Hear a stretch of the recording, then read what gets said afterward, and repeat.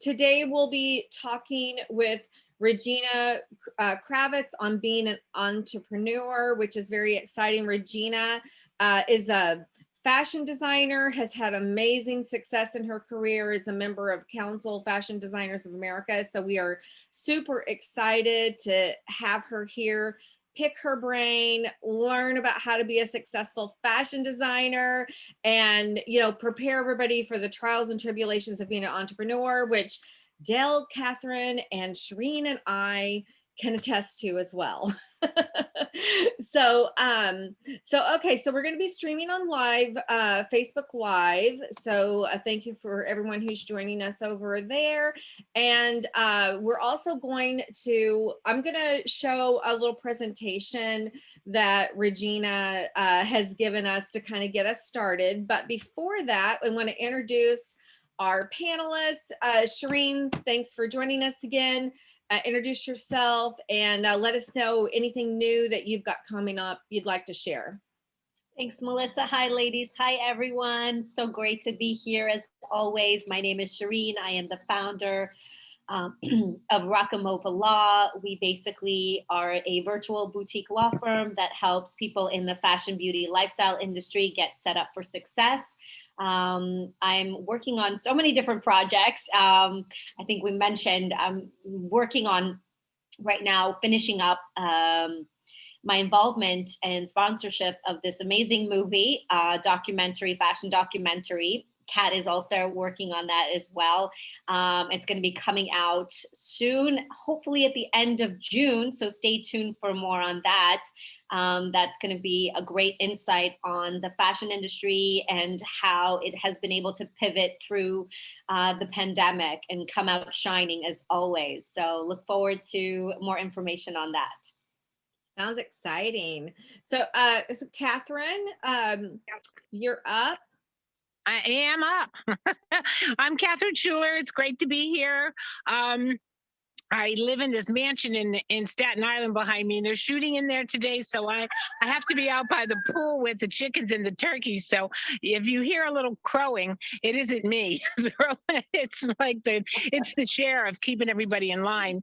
But I am working on next month coming up, Orlando Swim Week. We're launching with hiTechMODA, and we're going to be down in Orlando, and we're just getting a lot of stuff together with that. Orlando Fashion Magazine is on board as our media sponsor, and we're doing master classes for the models, and I'm going to have a launch party with the cosplayers are coming down for the launch party. So it's getting to be pretty exciting, and Orlando's excited about it because they don't have a swim week. Miami has a swim week. They get all the attention, so I think it's great.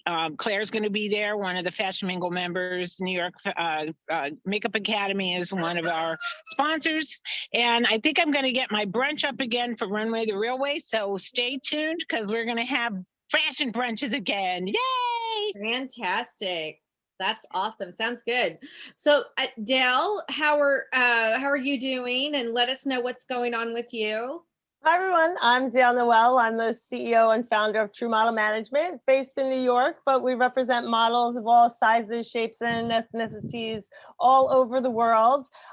We are collaborating with different companies to help promote them through DCG media and having people visit our spaces in the Garment Center to promote and create content for promoting their business. We're going to be working with Hamptons Fashion Week and Times Square Fashion Week, and we have a body scanning machine in our office. So if anyone needs avatars or would like to do a pop-up event around something with 3D technology, we're more than happy to host you. So please reach out to me, and we can go from there. I'm looking forward to today's panel. I'm really excited to be with Regina again.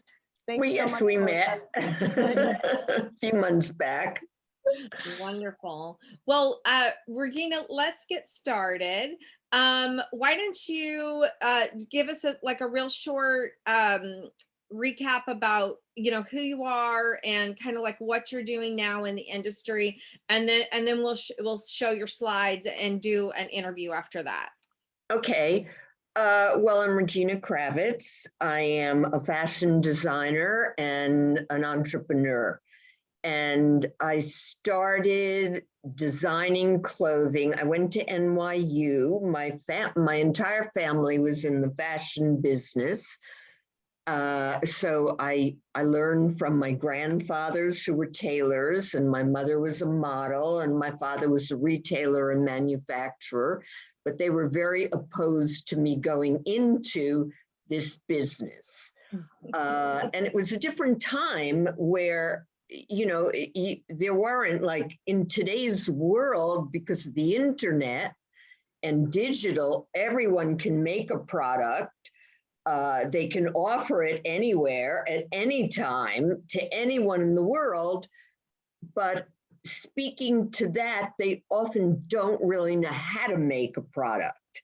So I'm an extremely seasoned professional in the hardcore garment industry. So just to get back a second, I went to NYU downtown for English and theater. And I would say I was an early sustainable adherent, because I bought everything in thrift shops. And even then I knew what a Main Bochet was or a Chanel, and I'd find things without arms. And every day was an opportunity for me to be another alter ego and to wear another incredible outfit. And pretty soon I started making clothing on my own. By this time I had graduated and I sold it on my own, and it grew into a business. So what stands out for me is that fashion and entrepreneurs in it are inspired by an internal feeling, motivation. They see a need for their product. I call fashion people social inventors, because you're responding to the time, you're responding to a visual, but it's also an intensely intelligent, emotional, dramatic thing that then comes out as an accessory, a garment. Today, the beauty industry is melded with fashion, just as the fitness industry. And I think, you know, Melissa, that I'm also a personal trainer. I've had a lifelong devotion for fitness. I started out as a ballet dancer, and that's just another level, a deeper level for me about the body, what we wear, what our image is. Yes. And my favorite saying is, our image speaks volumes about us before we even say a word. Right. So because of digital and proliferation, all the incredible ways we're connecting now, fashion today is so much more dynamic. It's totally transgressed the old channels. And as we all know, retailing in the traditional way, going to a store, is very challenged. And right now, and possibly because of the pandemic, and I think also because of gender fluidity and age fluidity, it's such a personal statement, and you can put together your own look, your own outfit, which is actually reminiscent of what I did 40 years ago. So I've told you a little bit about my story, but I have the questions in front of me. Well, let's jump over to the slides, because I want you have a presentation that you actually have given at the Philadelphia. I became very involved. Speaking to what I'm doing, I've become very involved with the incubators, the Brooklyn Fashion Incubator, Philadelphia Fashion Incubator, and other outreaches that this did not exist. And when I was in business, which by the way, I started in the late 70s, and my major contribution was the jumpsuit. I went to Studio 54 and by mistake one of my sewers put the top of a dress on the bottom of a pant, and there were jumpsuits then, but because I believed at that time in the working woman, that's who I was. I made a very affordable jumpsuit, and I'm basically credited with commercializing it. So I saw it all over, and the crossroads of Studio 54 and young working women and the jumpsuit made a very successful business for me. That's amazing. That's so amazing. I love hearing about how you and Kat probably have a million things. That I know. I think I wore one of your jumpsuits to Studio 54. Well, they were low cut. They had padded shoulders. Love it. They were a little roomy in the bottom, and they made everybody thin. And that is what the essence of clothing a woman is. I know exactly that look. You can make her look thin, and you can really address all the points where always you've got a business. I like the shoulder pads. But they're coming back. This is a form of the extended shoulder. Yeah. It's All so of this. balancing. It's very balancing. Yeah. And Regina, real quick, before we get into the slides, tell everybody like where you sold your jumpsuits, because you were in major retailers. I sold everybody all over the country. Okay. I grew my business from a self-investment of like $8,000 and to an $11 million business. That's amazing. Now, it was very difficult, and I probably would have, which I want to stress to entrepreneurs, it's not necessary to do volume. I also had this big volume, but at points I wasn't making money. What's important for the entrepreneur is the cost sheet. To go over your cost sheet, it's a business principle to see where you could save pennies. And in working with the creatives today, my fashion entrepreneurs now, many of them don't have a cost sheet. That is the Bible. And I'm sure it's true in even the law business. And one of the characteristics of an entrepreneur who starts their own business is they don't figure in their own time. That doesn't go into it. So yes, I put together the slideshow for. Yeah, let me turn that on. I'm sorry, Melissa, I'm running and you are, I want to take your lead. Yeah, okay, let's see. I'm gonna share my screen. Hold on. There we go. Hold on, let me get it on present.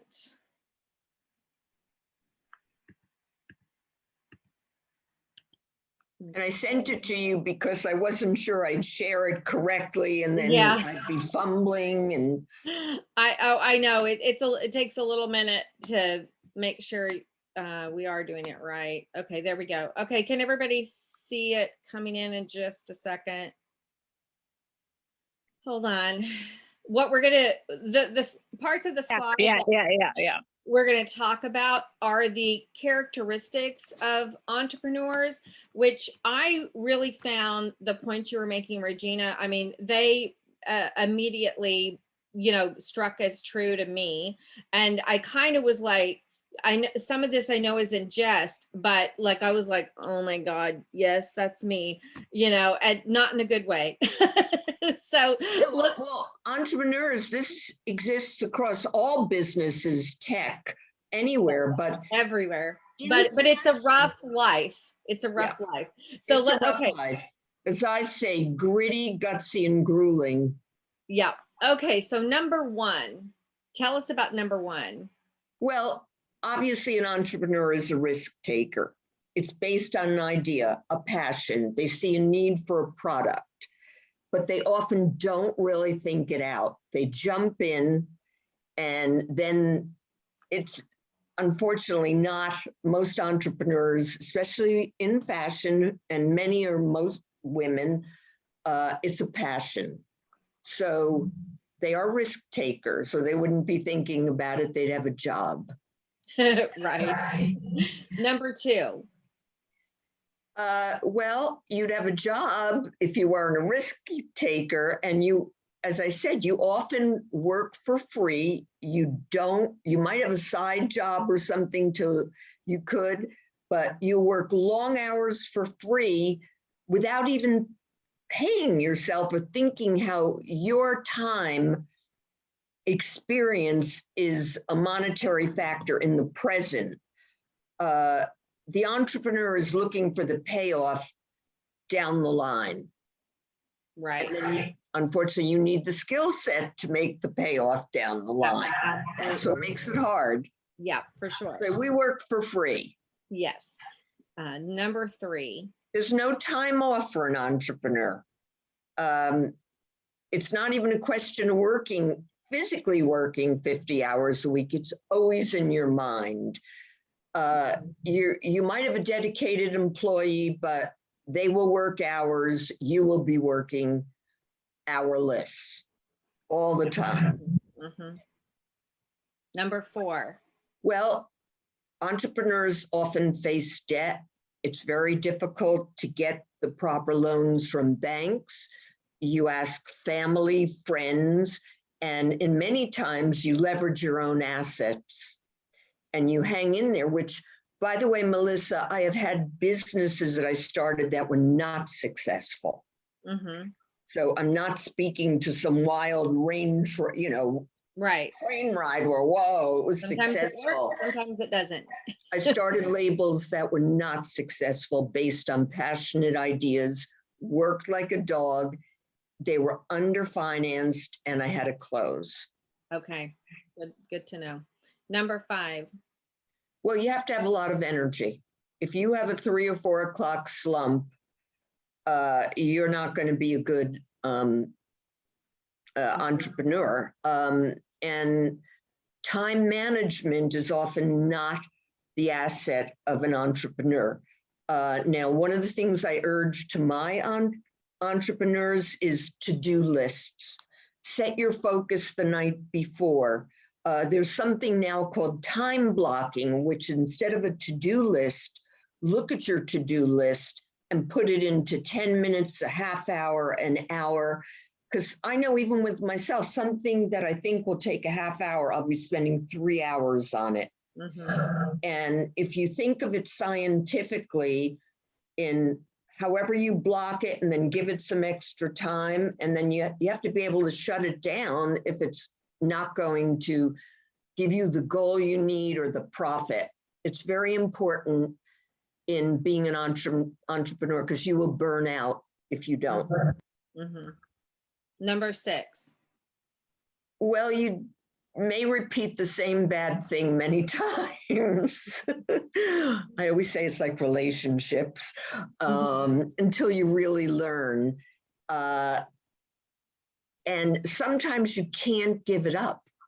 So again, going back to time management, knowing when to close it down, people fall in love with their products and they're not thinking clearly, they're not objective. Mm-hmm. Often it's so painful that they may not, what I'm saying is you have to be objective enough and nimble enough to take a look and say, this isn't working. Sometimes you start with a product that you think everyone wants, and then you have to be able to look at it and change. And it's that change, like the jumpsuit, that brought me success. Mm-hmm. I narrowed my line, I focused, and I ran a jumpsuit or a version of it. I must have designed 500 different ones over the years. Mm-hmm. Wow, that's amazing. It's finding your key product, your unicorn, as they call it. Yeah. Number 7. Again, often an entrepreneur does not pay attention to the really mundane things like bookkeeping, paperwork, paying bills, and even the right legal setup. And I have a desk full of stuff now, and even the right legal setup, the backbone of having the right, whether it's a LLC, a DBA, that you own your name. And I'm very, I'd like to find all about what you do, Shireen, because I think that, that's awesome. Once we have all of that set up, our bookkeeping, our bills, then we can flourish in our creations. Yes, But and I can attest to that. I spent 3 hours with Shireen yesterday trying to understand cap tables. And that was very hard for me. But, you have to have someone like Shireen to rely on for the legal work, the financial work, all of that kind of stuff. So, and you found that for sure. Yes, as we're speaking, I'm not directly manufacturing now, but I'm doing things that will make money. And I'm thinking, whoa, I better get this together as an entity. So it's very important to focus on the business things in a strategic, daily, weekly way in your time plan. Yeah. And number 8. Well, entrepreneurs are ambitious and they're inventors. That's why I call them social inventors, especially people in fashion, in beauty, all of that whole realm of image that we live in. So we see opportunities where other people see problems, like, oh, for instance, there's a whole trend now for adaptive clothing, servicing people who have had adaptive physical challenges, and it's a huge thing. And it's an opportunity where a problem existed before. Right. It's so inclusive now. We address all weights, all sizes, all colors. Mm-hmm. Number 9. Well, hopefully entrepreneurs learn from their mistakes, and you have to be humble. If you don't, you will lose money. If you continue to lose money, you will be out of business. Mm-hmm. And then, your vision is painful.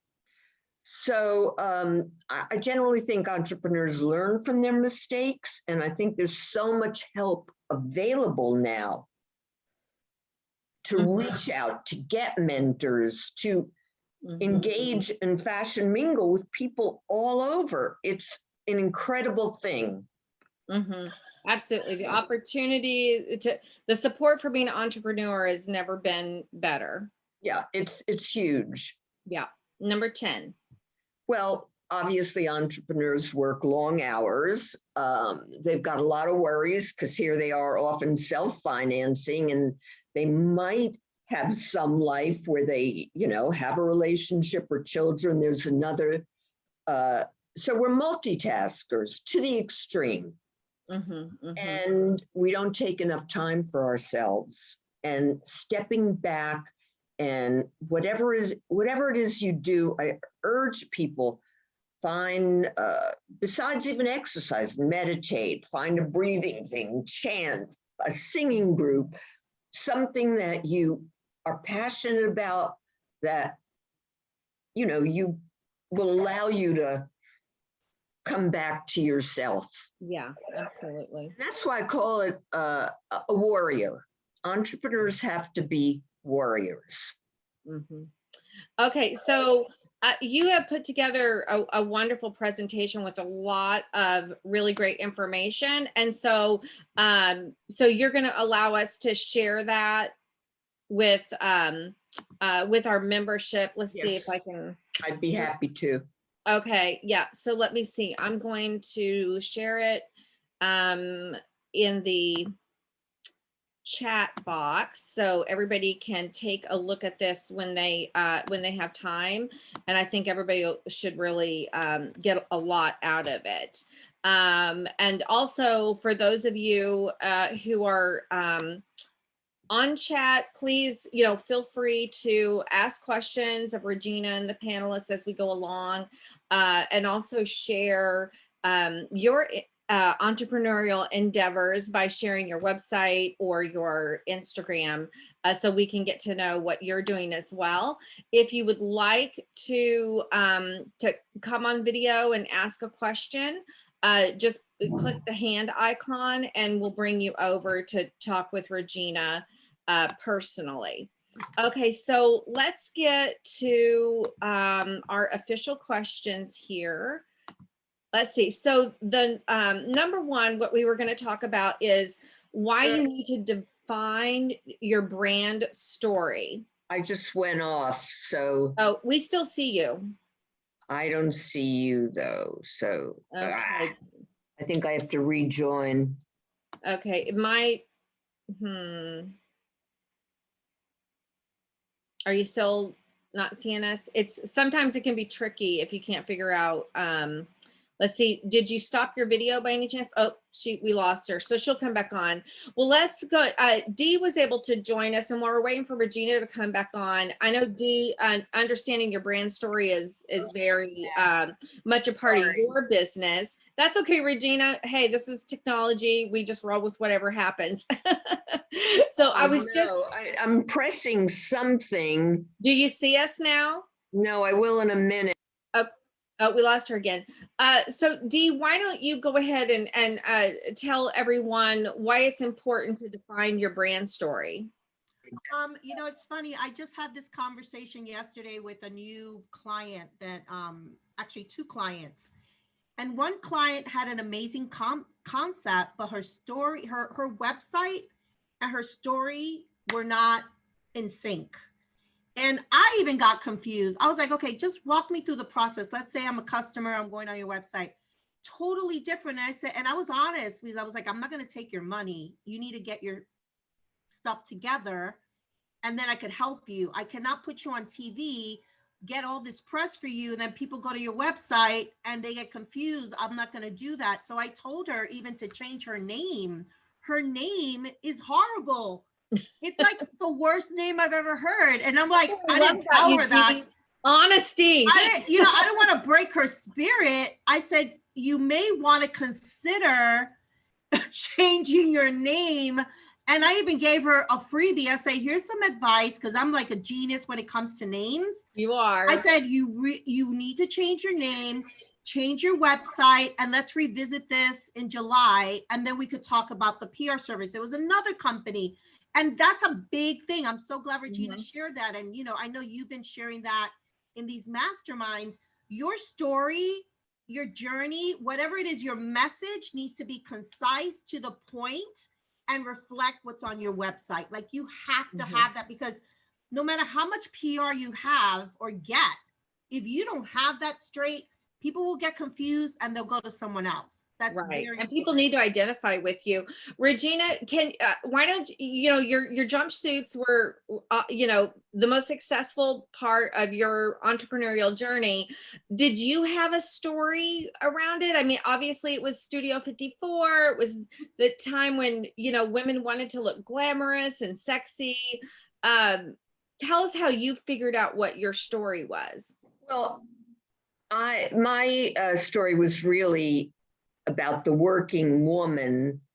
So I'm talking about the 80s, and that was a dynamic time for women entering the workforce. And my whole story was about working all day, and I lived it. And then not even having the time, it was called day to dinner. And I really pioneered in that. The other thing that was always part of my story was body consciousness. When I was in business, I was weighed more. I've always been involved. I'm sure it's from my mother, like most of us, with the silhouette, always. And also being affordable. Right. Being affordable. I designed incredible clothing, but it was affordable. So you knew who your target market was. I mean, that's a really important part of, like, even, you know, I know as a website developer, I have to understand the client's target audience to know what they should have on their site. And so but it's the same when you're developing a product. You really need to know who the audience is that you're targeting. Can you give us some examples? Well, it's very hard because yeah, how do you determine who that person is? Because I mean, who you think it is at the beginning may not end up being who it is. correct. That's totally right. Mhm. I think you have to go through the marketing exercise, first of all, of defining your concept and then looking all over about what you think a competitor might be and what they're doing. And I think you have to really put your customer, whoever you think it is, in where they live, what they're wearing, what they're spending. And the biggest challenge is to narrow down your product. Like I know in working with some of the people, they're not younger, they're people of all ages, they're making tons of things that are peripheral. You have to define your concept and then do a lot of research, which is not so hard right now. Yeah.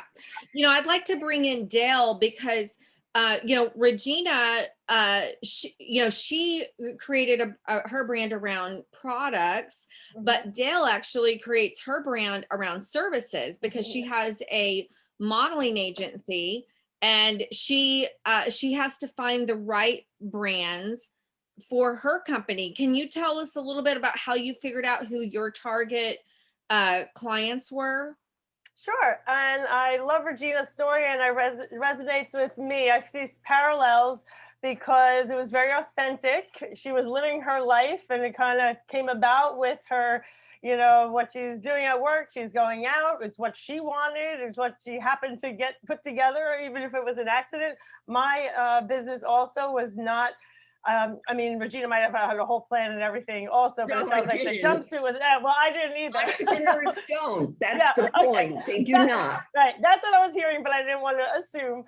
So that is similar to my situation too, because I was a model for many years myself, and I just naturally was very social and personable and always trying to help everybody. And I was always getting, finding models to either be substitutes for me, or my client asked if I knew someone, and I happened to always know someone of a different size or shape or whatever they needed. And I'm like, oh, great. You know, I was carrying around resumes in my backpack all the time. Like, oh, I know a pattern maker. Oh, I know this will be great. You'll all meet. And, you know, it's just the way I live my life. So people were asking me for it, like people were probably asking for Regina's jumpsuit. So I think in our situation, since we're both are that entrepreneurial spirit and you just jump in, you know, 150%, the clients were coming to me. So in one way that made it easier to start, because I had clients from the get-go. And then once you jump in and you don't have it all planned to start with, that's where it's like you got to backpedal and do all that building the foundation and contacting lawyers like Shireen and making sure you have all your ducks in a row. But for services, it's different than products, of course, but there are similarities.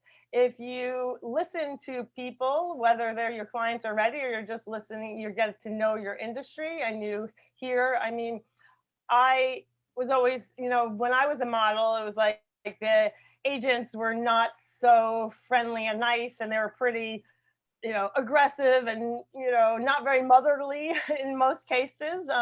So I just started with, you know, even before I started True, it was like I was more the motherly type and like, let me teach you how to do it. Okay, let's do this. I'll introduce you to people. I'll help you set up the foundation. And then I was with the clients all the time. So I was always hearing what they want. I heard all their complaints. I heard what they liked, what they didn't like. So from the high level executives that I knew down to designers or, you know, assistants, I heard it. So I was usually reporting that back to my agents or managers, and I just lived and breathed it. So for me, I just did what was right for me and authentic. And my personality, I guess, started the culture and the brand, and then I went from there.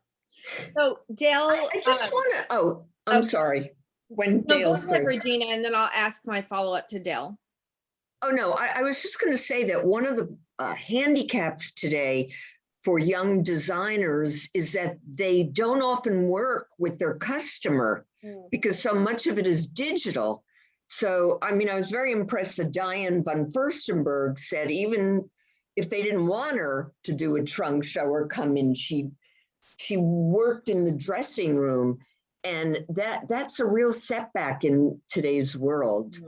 Just that lack of personal contact. Yeah. Yeah, I was wondering with Dale, how long have you had True Model Management? Almost 12 years. 12 years. So do you feel like with that much time in the industry, do you feel like you like, do you get most of your clients from like word of mouth, or are you still out there hustling to find new clients? We have a lot of word of mouth, especially in the fit modeling industry. We're pretty much in the top tier of the go-to fit modeling managers agencies in the world. So I would say for that, we get most of the calls.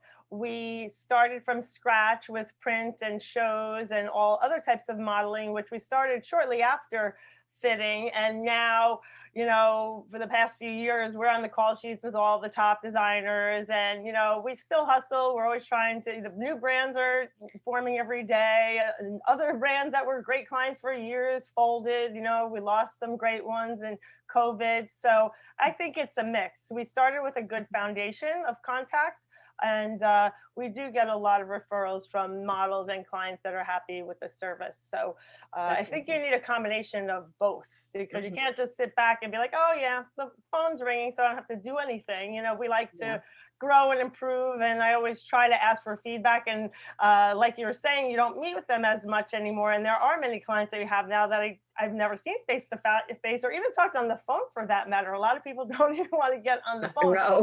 So it is a little odd, because I'm very much a people person. I'm like a hugger, and just like, you know, so for me, I don't know, the computers, I mean, they're great, but I, especially in a service that's all about relationships, it's just easier for people to cut you off too if they don't want to, like, you know, give feedback or explain anything. Just, you know, you don't have to answer the email. So. No, I do love, though, I've seen before how you send out, you know, is it like you have it like in your email signature, if there's anything we can do to improve your experience. I think that's so wonderful that you put that in your emails. Yeah, I really do like to hear that. And sometimes we have to nudge clients, you know, after we send a group of models, you know, they might never say anything, and hopefully they're picking one or two or however many they need. But like, sometimes it's like, you never know why. So I think every business can always improve no matter how great you are. So, or come up with a new idea. And you get most of those from, you know, clients and working side by side with your sleeves rolled up in the business. Yeah.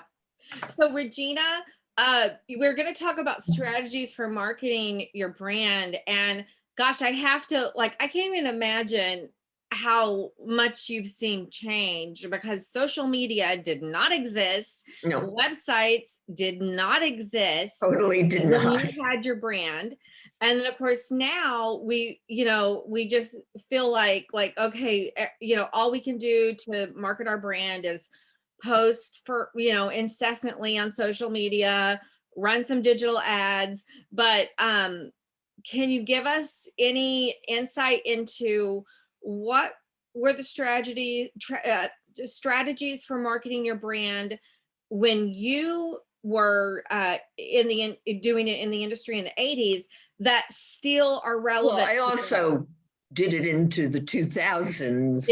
Okay, so you were through all that. I eventually sold Regina Kravitz, the first one, and I worked for people, then I restarted it in a different, but by this time, which is a whole other story, I was in business with my son. Okay. And he was the digital, but I'm happy to yeah, I would like to know, are there still things that, you know, cross all decades that you have to do as a foundation for marketing your brand? Well, it goes back to the product, and it goes back to the validity of the product and doing all of that work to make sure you even have a product. Then it goes to narrowing your concept, refining your concept.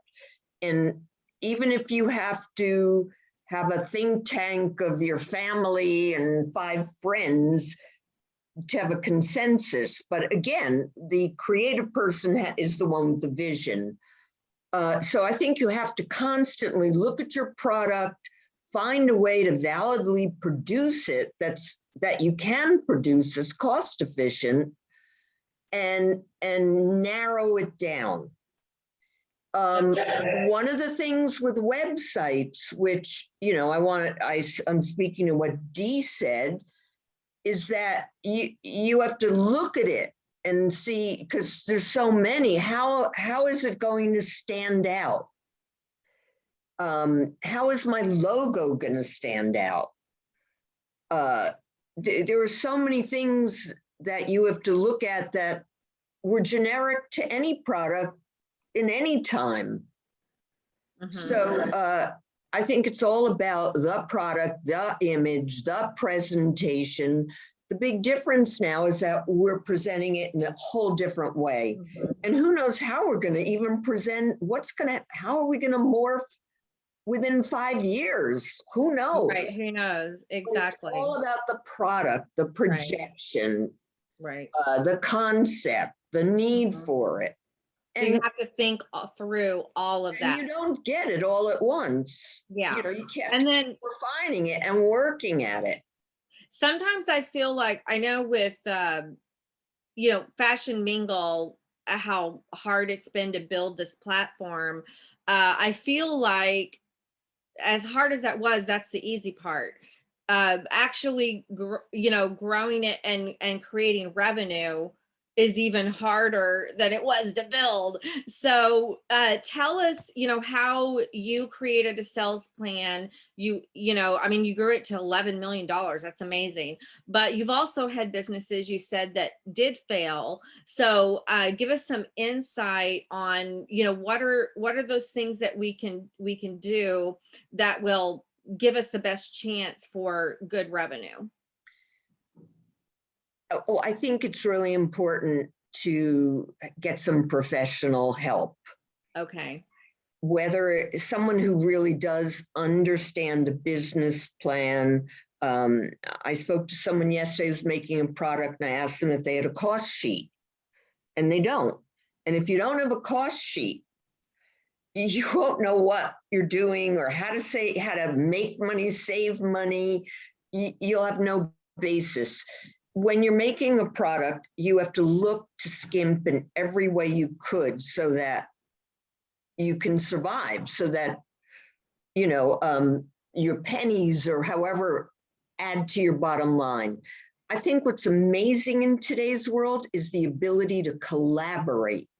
You can collaborate, you can reach out, you can have multiple sales strategies, a dress and a dream, a dress and a shoe. There's so many ways. I mean, you're all collaborating from what I've heard in so many ways. So the more you have tentacles out there and you're interacting, the bigger your sphere of influence. But of course, it all goes down in the product. A lot of people are on social media and it's so proliferated. Right. You have to refine, you know, so it's a constant refining thing. I think all businesses for entrepreneurs, it's the vision, the dream, the starting it, even like yourself, and then the problem of actually being in business. And you have to find that little product, hero or unicorn that will make you money. You know, I'm sure there's one in your business and there's one in Shireen's business, and it becomes repeatable. In fashion, it's find your garment or your, whatever it is in beauty, and just tweak it slightly so you understand it and can survive and build on that. That will become your image. Gotcha. It's really hard in the beginning to predict what it'll be. So you just have to hope you can stay in there. Right. I want to bring in Shireen, because on June 25th, we're actually going to be having a webinar on correctly pricing your products and services. So Shireen, why don't you give us a little insight, because, you have so many clients that are in the fashion industry, and I'm sure, you hear a lot of stories about pricing and revenue. What can you share on that? Yes, absolutely. Pricing is a very important factor in making sure that what you're selling actually reaches the audience that you're trying to get to and connect with your clientele. And it's a very intricate process, and it's a multi-layered factor, and it helps to have a team of people that understand your industry, understand obviously your costs, and ultimately get to that perfect number that is going to make sense for your business and also for your customers.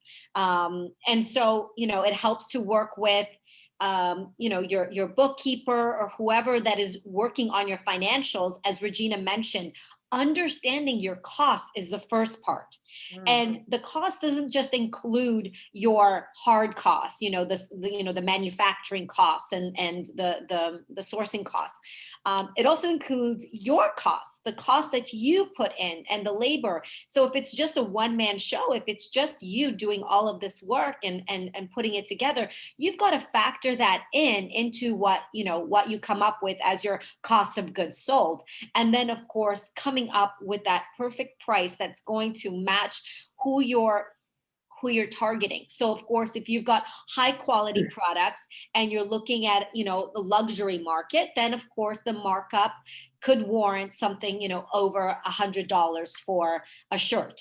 Versus, if you are going for the more casual consumer that is more budget friendly, then you want to, first of all, make sure that you're not sourcing things that are too expensive, that your margins are incredibly low, that you're not actually making the money that you need to survive, let alone thrive.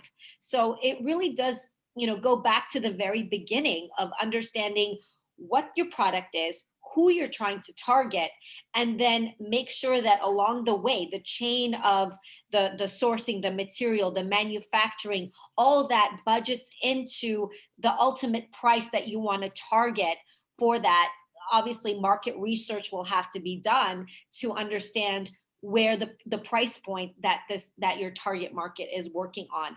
But really building that foundation, as Regina mentioned, is what it's all about. And working with someone, if you don't have that knowledge base of understanding your chart of accounts, which is what we're going to get help with, and setting yourself up so you understand what's going into your business and what's coming out, so that you can actually create the business that's going to thrive, let alone just maintain, pay off your debts or just pay the costs of doing business. So it's a multi-leveled factor, and there's so much that goes into it. So it's not an easy answer, but the answer is that you have to take all of these things into consideration in coming up. And I'm really excited for our mastermind coming up on the 25th, because our expert is really going to help us break in, understand how to price that.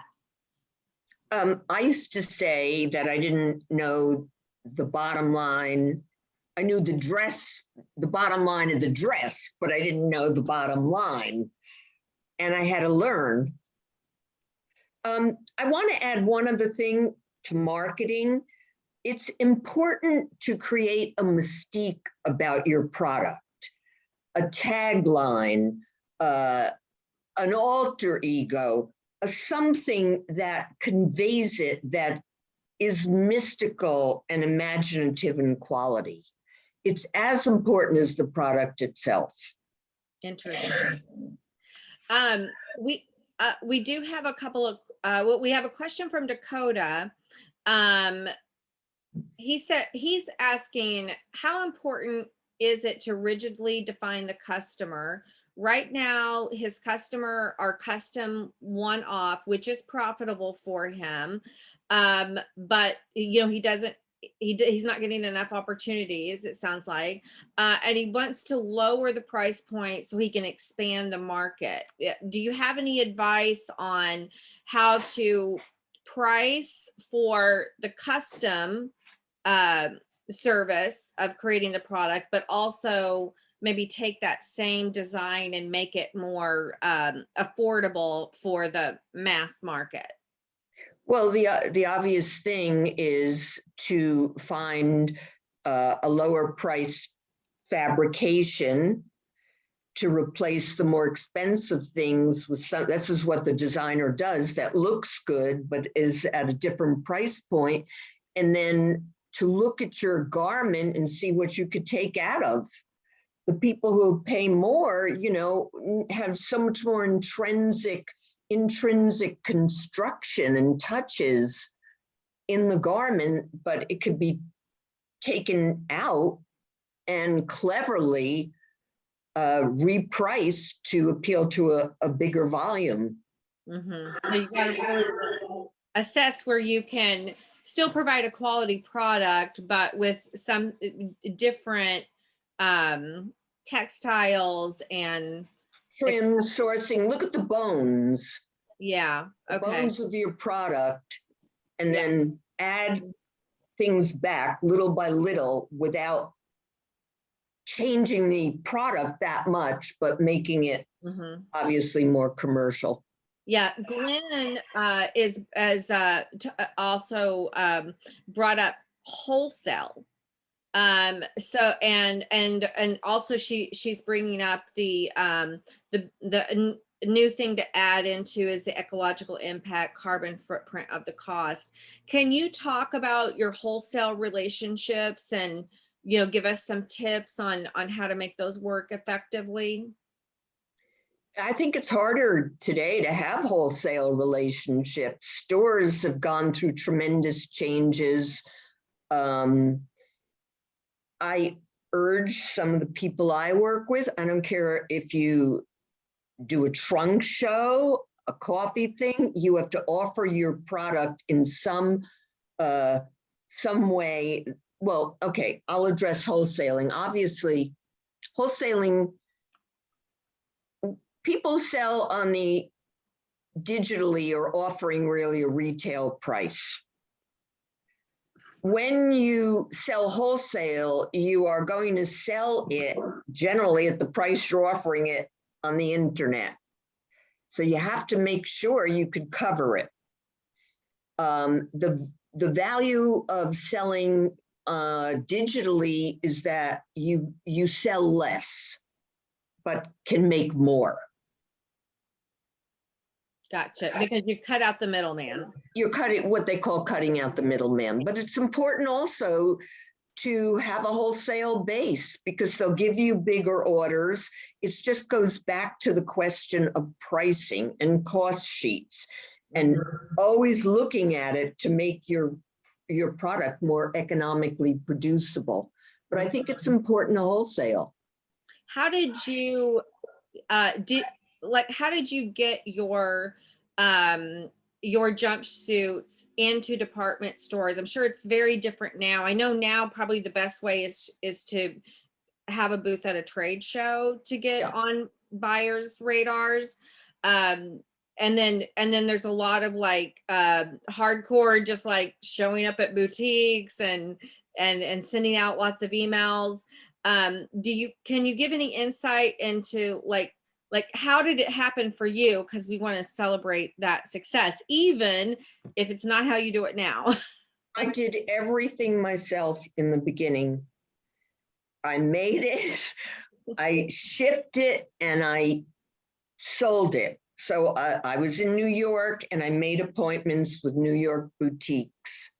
Okay. And eventually it grew and I had some reorders. And a funny thing is one buyer, which was at Bendel's at the time, called me up 2 weeks later and said, I sold all of them. Can I get more? It wasn't the jumpsuit, by the way. That came like 4 years later. it turns out she misplaced the box. But so I did everything myself. Then I hired a rep. Eventually it got a little bigger. And then I was fortunate to have a salesman, and it grew like that. But there were lots of hard knocks and problems all the way. So those methods are still valid today. You can still make appointments with boutiques and go in and introduce your collection. And then you can still, when you can afford it, you can hire a rep, you can hire a salesman. That's valid. Essentially it. And you know, keep it small. Keep it small. Look at the profit. Sell 3 stores, sell 4, take a road trip to Connecticut, to wherever. Find that right, but keep it small. If you expand in any way, it won't be manageable, and then it's a mess. Yeah, and it's very expensive investment. I mean, I was just hosting a webinar with Columbus Fashion Council on trade shows recently, and you know, that's a great way to meet buyers for department stores and boutique chains, but it's a huge investment to do that, and you may have to invest several years in order for a trade show to pay off. Yes, but I think also that stores today are looking for much more individuality, and they recognize that in their customers, so they're willing to give you a smaller order. They're willing to give you 3 pieces, 5 pieces, and it you know, so that's scalable. Yeah. Wonderful. And factories as well will take smaller minimums. Yeah. Fabric houses. We have a lot of small batch manufacturers in our Fashion Bingo membership as well. That's a very big growing industry, and that's very helpful to the independent designer. Okay, so the final thing we want to talk about is choosing strategic partnerships. You had mentioned that earlier. Everybody on this panel is a rock star at strategic partnerships. So I think we all have a lot to contribute there. But Regina, can you give us some examples of maybe some of your successful strategic partnerships? It was a different time, I would have to say. It just was a different time. I mean, you were more protective, you didn't collaborate, and you couldn't find, you know, collaboration was not as prevalent as it is now. And certainly we've talked about this a lot over the last year, is even larger brands are more open to collaborations now because of the impact of COVID. I'd like to bring Kat on because, you know, you're definitely the queen of strategic partnerships. That's like your whole business model. You know, and I really feel like the relationship is everything. And I look for the common DNA between my business and the other people's business. And I never approach it like, what can you do for me? I really do, like Regina was saying, do the research on the company and then contact them and tell them what you can do for them. So don't go at it like, oh, you're going to help me with this and it's going to do this for us. And always, and it's a really big thing because they may not have thought about how they could work with a brand like yours or work with some platform like yours. And then and everybody needs, networking, everybody needs opportunities. And I think if you come at it that way, people have not always said yes, they just said not now, but I always have that approach. So I think if everybody takes one thing away from collaboration, it's when you call people and make it very personal. I mean, and make sure you have at least a half an hour to 45 minutes to talk to them and go through stories, like you were just saying, narratives narratives, what things you have in common with what they have in common, what they're going through today, and make it very personal. And then they know you, then they know you care, and then they will open up and start to work on things with you. So that's kind of my secret I sauce. love that. That's fantastic. And Dee, I know, partnerships are a really important part of your business because you put on a lot of events as well, but you have clients that you create strategic partnerships for as well. Can you give us some insight into how you make those matches? I think first of all, and the most important part is that when you're creating strategic partnerships, I agree with Kat and also with Dale, you have to have core values. Like, Regina mentioned something that back in the day, they didn't do that. I think it's because, the fashion industry can be very cutthroat and shady. And there's a lot of shady characters in this soap opera. And so you have to make sure that you have partnership agreements in place. Everybody understands their role. They understand what kind of partnership it is.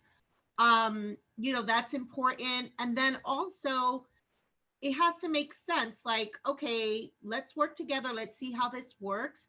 And sometimes, the partnership changes. Doesn't mean you burn your bridges. Doesn't mean you don't have that relationship. It's just that, okay, let's do something else together because, this didn't work out the way we thought it would. But, you have to have a clear, vision of, okay, how are we going to partner with this brand? Or how, like for me, I'm at a point in my business where I don't take everybody as a client. I can say no. Why? Because I have to do it's kind of like an interview. They interview me, I interview them. If it works, great. If it doesn't, it's great working with you. It has an expiration date. So there's some people, I have long-term PR clients that I've been working with for over 5 years. For some, it's just a one and done. For some, it's like so it depends. But I know by now at this point in my life, how to work with people, what to do. And of course, I did learn the hard way in the beginning stages. But I think you have to, as Regina mentioned, you really have to, as an entrepreneur, some people have the creative and then some people, there's the yin and the yang. You got to get to a point where you have both in some capacity, because if you don't, it's going to be crazy. Like you have to have all no matter if it takes a little longer, you really, really deliberately have to, I hate spreadsheets, but I have to do them. Hate accounting, but I have to do them. I hate agreements. I have to do them. It's just the way or else I won't survive as a businesswoman. It's just the way the ball rolls. Yeah. Yeah, that's whenever I hear someone on my team say, well, I hate doing this. And I'm like, well, that's kind of why they call it work. Yeah. I mean, exactly. You just have to do it. So, and Dale, I know you do a lot of partnerships as well. How has that benefited your business? Oh, it's benefited in many ways. And one of the ones with Catherine, when I met Catherine, we started right away with a collaboration and partnership. Within 5 minutes of speaking, we were putting together the Girls Empowerment Fashion Runway show to close out a big media event. And I highly recommend collaboration and partnerships because every company needs to have more people on the team. No one covers everything 100%. There are people that other companies have in contact with that we don't have, and there's tons of synergy, and it's great for relationship building. A lot of work, but it's a lot of fun, and I feel like the rewards are exponential. We had situations where a company like Ashley Stewart had contacted us when they were really struggling to find curvy models for their campaigns, and we did a global collaboration to find that, and that helped us too. We had exposure all over the world with one of the best brands in the plus market, and we also did a collaboration with Bare Necessities and Curvy Kate in the UK. Some companies that don't have great representation in New York or US at the time. And, one company's stronger. We were stronger with a presence in New York, and they liked, a lot of them did say they called us because of our core values. So I think that's great that you said, and that really, of course, you need the documentation from your attorney to make sure everything, the roles are laid out and the expectations, and you have a fallback to go to if something goes wrong. But really, if you're working with companies who have integrity and your core values are aligned, it definitely goes more smoothly. The other one we do before COVID quite often was with hospitality companies. So we did host a lot of events, and it was good for everyone's social media, as well as building relationships with our clients and models and industry people like stylists and makeup artists, and the restaurants, lounges, all these. They loved it because they had happy people coming, filling their restaurants and, on their slowest night, something like that. So yeah, and those are the main ones.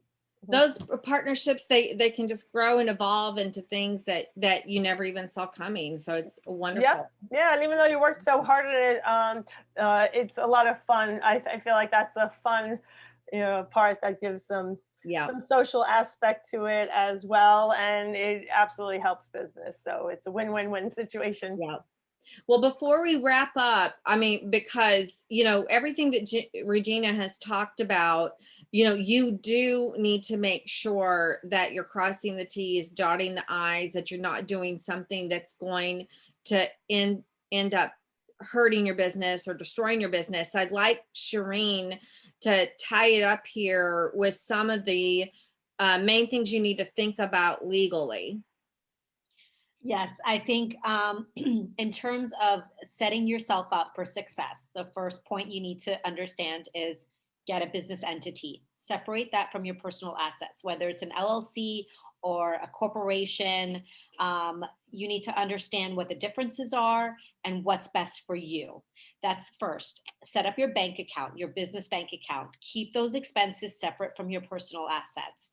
Then set up your operating agreements, the agreements that you're going to have with people that are going to work for you, your employment agreements, your contractor agreements, your manufacturing agreements. You want to make sure that all those things are set in place that's going to support you and your business and protect your rights as well. And then from there, just making sure and maintaining that you act as your CEO of your business, not as you personally. CEO. Yeah. Yes, exactly. And it's one of the things that, I love helping the brands that I work on is empowering them to be the CEO. You are creative. And, as exciting as that is, you also have to be a business person and you have to understand the differences between those things. So it's really important to, if you don't know them, start, learning from people that that know those sides of the businesses that you're not comfortable doing.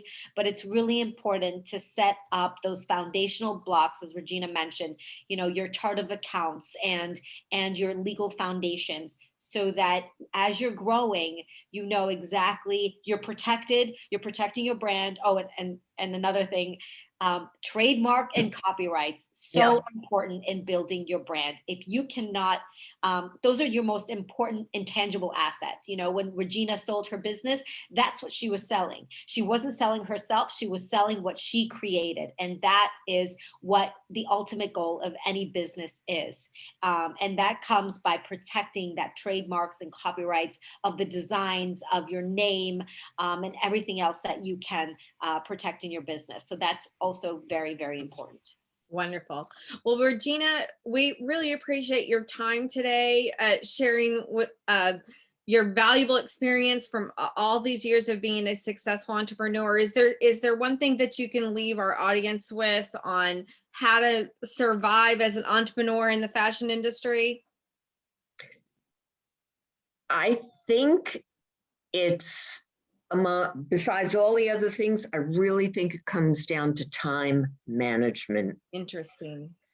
And really stepping back, and in that time management, which speaks to all of this, you have to have a business morning, a business day, I think that the building blocks of a successful business have to do with time management. I really do. Okay. That's amazing. I also want to say I have an incredible trove of hundreds of 1980s incredible garments. If anyone wants to collaborate in a show or Fun. my archive, they are incredible. Not just Wow, I'll call you. Catherine, I would Dale. really like that. Yeah, I'm liking the way that sounds. We I gotta I have get a that lot in of box, pictures. too. They're incredible. Dresses, all the things I Right. did. Right. I want to do I a whole thing about New York through the decades, you know, when we're coming into the Edison for Fashion Week. It's called the Theater of Fashion. So I wanted to do New York through the decades. So maybe we could do the 80s with your jumpsuits. Well, I have a lot of things. I'd be happy to send you some images, but Perfect. you know, I designed many, yeah. many years, but the jumpsuits, of course, were and I wish I had a 16th of a penny for every jumpsuit that's worn now. And by the way, you can't trademark it. There's no rights to it. No. Mhm. Wow. Yeah. Well, yeah, let's Catherine, let's keep us informed if you and Regina find a I'd love way to to connect. partner on this. Because I know that we all want to be a part of that. Yeah, that'll be fun. Okay, well, everybody, thank you so much for joining us. Thank you, today. Melissa. Thank you, This is Regina. wonderful. Thank you, So everyone. fun. So much great for the weekend. I love opportunity. you guys. So much fun. Have a great weekend. Happy weekend. Bye.